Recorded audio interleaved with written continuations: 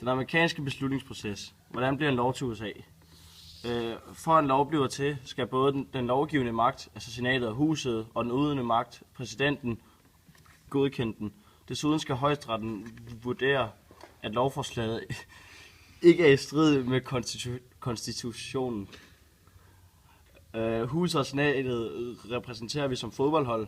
Der skal blive enige om en regel for deres kamp. Præsidenten lader vi være dommeren i fodboldkampen.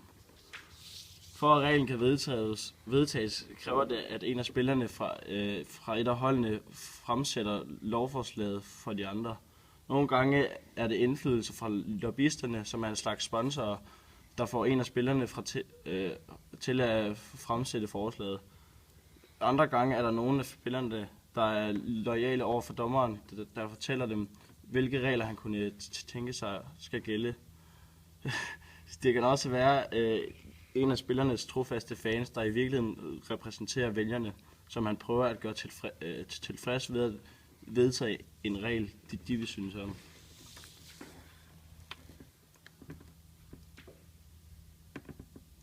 Derefter skal et udvalg af spillere fra begge hold vurdere, om de vil rapportere lovforslaget til resten af holdet, eller om der eventuelt skal laves modificeringer til forslaget. Bliver de enige om at sige det videre til resten af spillerne, går det for senatets hold. Vedkommende videre til debat mellem spillerne, der stemmer om reglen, den skal vedtages. For husets hold skal de dog have godkendelse fra træneren, der symboliserer husets rule committee, før spillerne kan debattere og derefter stemme. At flertal fra begge hold for at vedtage reglen, skal det først vurderes, om de modificeringer, der er blevet lavet af de udvalgte spillere fra hvert hold, har gjort, at reglerne ikke længere er identiske. Er de ikke enige, starter processen forfra. Men hvis de er enige, bliver forslaget sendt videre til dommeren af kampen, præsidenten. Han skal underskrive reglen, for den kommer til at gælde.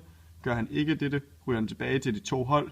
Men hvis der her er over 2/3, der stemmer for begge hold, bliver reglen alligevel vedtaget, uanset dommerens holdning. Dette er processen, der går forud for en regel kan blive vedtaget i fodboldkampen, og for en lov kan vedtages i USA.